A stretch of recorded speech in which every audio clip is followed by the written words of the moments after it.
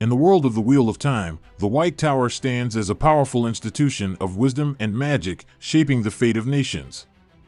But one mystery remains: why are there only female Ajahs? Throughout history, both men and women wielded the one power side by side, yet by the time the story unfolds, the Ajahs are exclusively female, and male Aes Sedai are nothing more than a myth.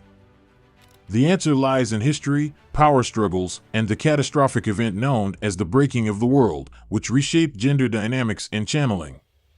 To fully understand why the Ajahs are only female, we must explore the Age of Legends, the corruption of Sidon, the fall of male Aes Sedai, and the White Tower's evolution as a purely female stronghold.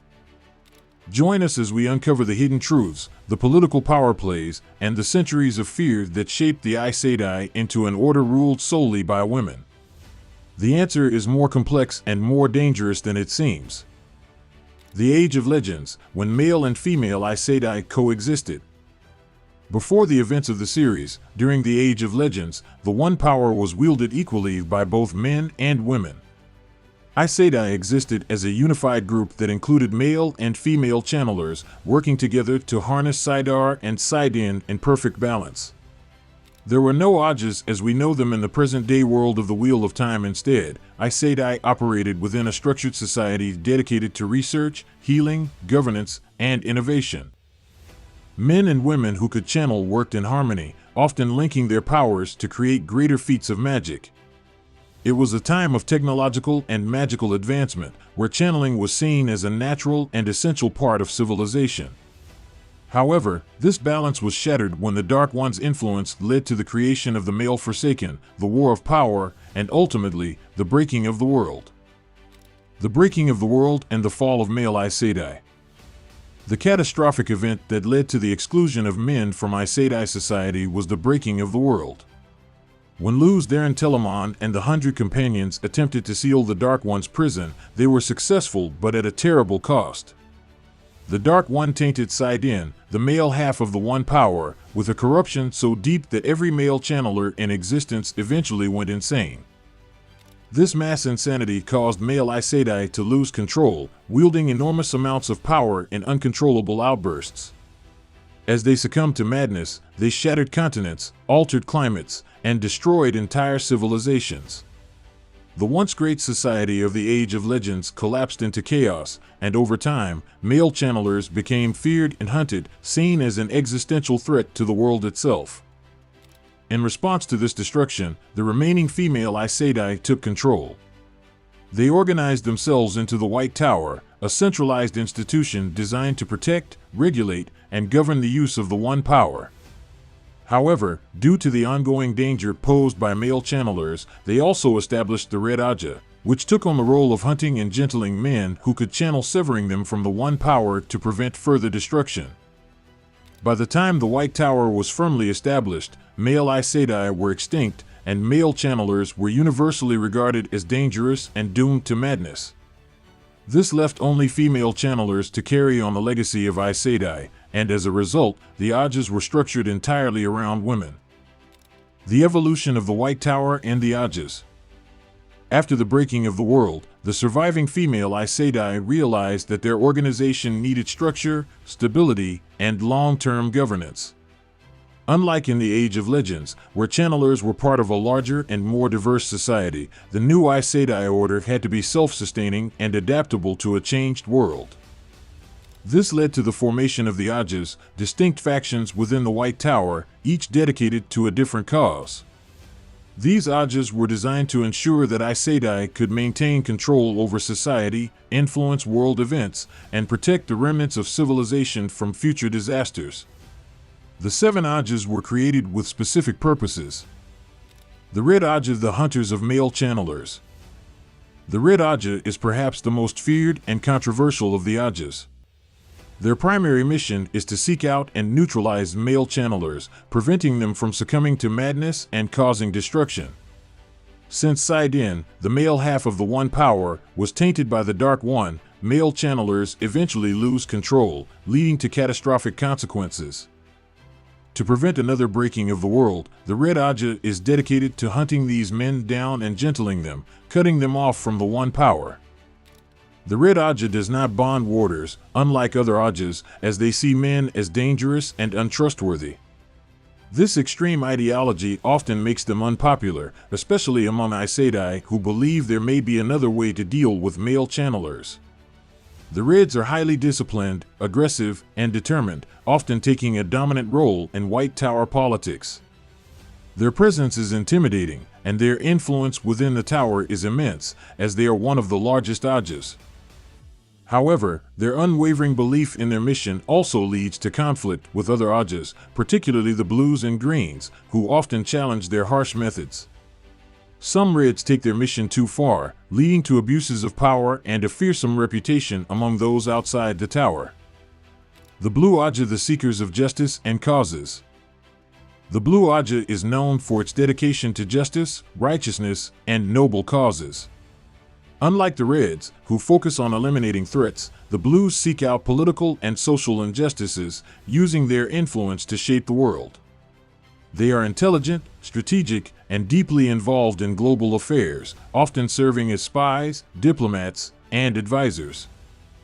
One of the most famous Aes Sedai from the Blue Ajah is Moiraine Damodred, whose mission to find the Dragon Reborn exemplifies the dedication of the Blues to their chosen causes. The Blues are also known for their extensive intelligence network, allowing them to gather information from all corners of the world. Blues frequently bond warders, as their missions often lead them into dangerous situations.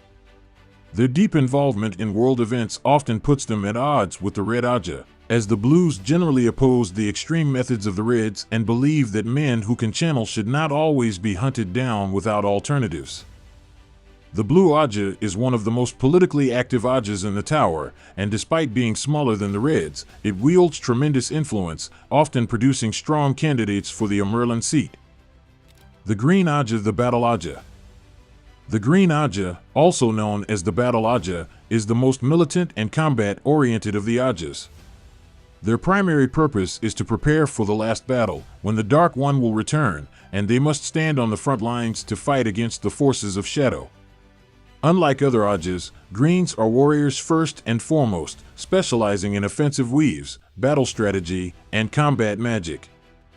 A defining feature of the Green Ajah is their tendency to bond multiple warders, unlike most Ajahs, which limit themselves to one. Greens often see their warders as trusted allies and partners in battle, and their relationships with them can be deeper than those of other Aes Sedai. This has led to a stereotype that Greens are more promiscuous than other Ajahs, though this is not necessarily true. Greens often clash with the Reds, as they believe that male channelers should be trained and used as weapons against the Shadow, rather than simply gentled. They are also closely aligned with the Blues, sharing a common belief in fighting for justice and taking action when necessary.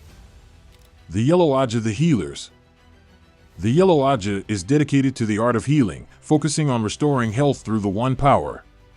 While all Aes Sedai learn basic healing techniques, Yellows specialize in advanced healing weaves, making them the most skilled healers in the world. Unlike other Ajahs, Yellows are not politically inclined. Their primary focus is on perfecting their craft, researching new healing methods, and advancing medical knowledge.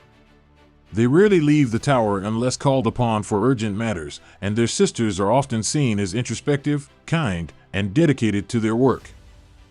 Despite their skill, healing is limited by certain laws of the One Power, meaning that they cannot heal everything, and some injuries or conditions remain beyond their ability to fix. The Brown Ajah, the Scholars and Keepers of Knowledge. The Brown Ajah is devoted to the pursuit of knowledge, focusing on research, history, and learning. Browns are often scholars, historians, and librarians, responsible for preserving ancient texts, forgotten knowledge, and critical historical records. Unlike other Ajahs, Browns are not interested in politics or worldly affairs. They often become so consumed by their studies that they appear absent-minded or disconnected from reality. While this makes them seem eccentric, their research is invaluable, as they are often the only ones who remember vital knowledge from the past. The White Ajah, the Philosophers and Logicians. The White Ajah is the smallest Ajah, composed of Aes Sedai who dedicate their lives to logic, philosophy, and rational thought. Unlike other Ajahs, whites believe in emotional detachment, preferring to rely on pure reason and intellectual pursuits. Whites rarely engage in politics, war, or diplomacy. Instead, they are thinkers, often spending their lives contemplating theoretical problems, ethics, and the nature of existence.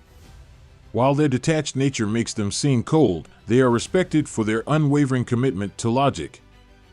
The Grey Ajah, the diplomats and mediators. The Grey Ajah specializes in diplomacy, mediation, and political negotiations. They are often advisors to kings, queens, and rulers, using their influence to maintain peace and stability across nations. Unlike the Blues, who take an active role in shaping global events, Greys prefer to mediate disputes, ensuring that conflicts are resolved through negotiation rather than war. Their ability to balance conflicting interests makes them invaluable in world affairs. The Black Ajah, the hidden traitors. While the White Tower denies its existence, the Black Ajah is a secretive faction of Aes Sedai who serve the Dark One. Unlike other Ajahs, which are devoted to the light, the Black Ajah operates in the shadows, spreading chaos and manipulating events to weaken the forces of good. With male channelers deemed too dangerous to be included, the Ajahs became entirely female institutions, and over the centuries, the White Tower's identity became one of female dominance in channeling and governance.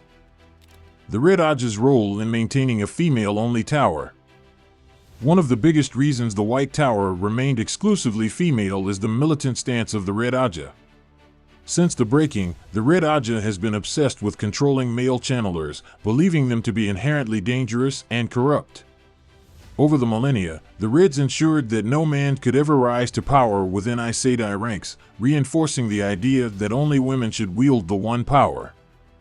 Even as some Aes Sedai grew to question whether male channelers should still be hunted, the Red Ajah remained firm in its belief that all men who could channel must be gentled. This unwavering doctrine made it impossible for male Aes Sedai to ever re-emerge, further solidifying the female-only structure of the Ajahs. The White Tower's stagnation and resistance to change. Another reason why the Ajahs remained exclusively female is the White Tower's resistance to change. Over thousands of years, the Tower became a highly traditional and bureaucratic institution, unwilling to adapt to the possibility that male channelers could once again be a part of their order. Even as prophecies of the Dragon Reborn became clearer, many Aes Sedai refused to acknowledge that a man would have to wield the one power to save the world. This stagnation led to rigid hierarchies, political infighting, and a reluctance to evolve, which meant that the White Tower never considered the possibility of reintegrating male channelers into their ranks. By the time the main events of the Wheel of Time unfold, the idea of male Ajahs or male Aes Sedai is completely unthinkable. The return of male channelers and the creation of the Black Tower. Despite the White Tower's exclusion of men, male channelers were not wiped out forever. With the return of the Dragon Reborn, Rand al'Thor, and the creation of the Black Tower, the balance of power begins to shift. Rand establishes an order of male channelers, known as Asha'man, who train in combat, healing, and magical warfare. The Black Tower's existence challenges the White Tower's authority, proving that men can learn to channel safely and effectively without descending into madness, especially after the taint on Sidon is cleansed. The creation of the Black Tower is a turning point in the history of male channelers, and while the White Tower continues to resist integration, it becomes clear that the era of female-only Aes Sedai is coming to an end. Final thought.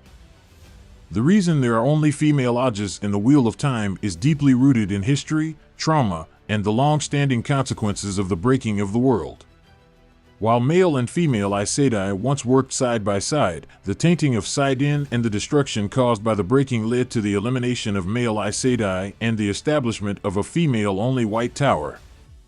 Over thousands of years, this structure became rigid, reinforced by the Red Ajah's relentless campaign against male channelers and the Tower's refusal to adapt to change. However, as the world moves closer to the last battle, the return of male channelers and the rise of the Black Tower signal that the era of female-exclusive channeling is coming to an end. The question remains, will the White Tower evolve, or will it crumble under the weight of its own traditions?